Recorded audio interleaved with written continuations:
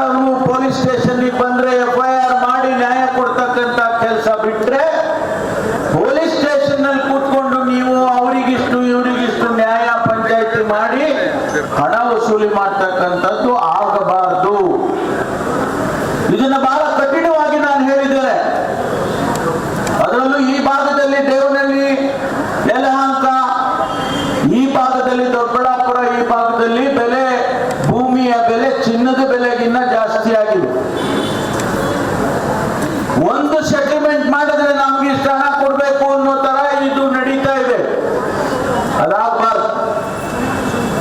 ಆ ಕಾರಣಕ್ಕೆ ಇವತ್ತು ನಾನು ತಮಗೆ ಹೇಳೋದಕ್ಕೆ ಬಯಸ್ತೇನೆ.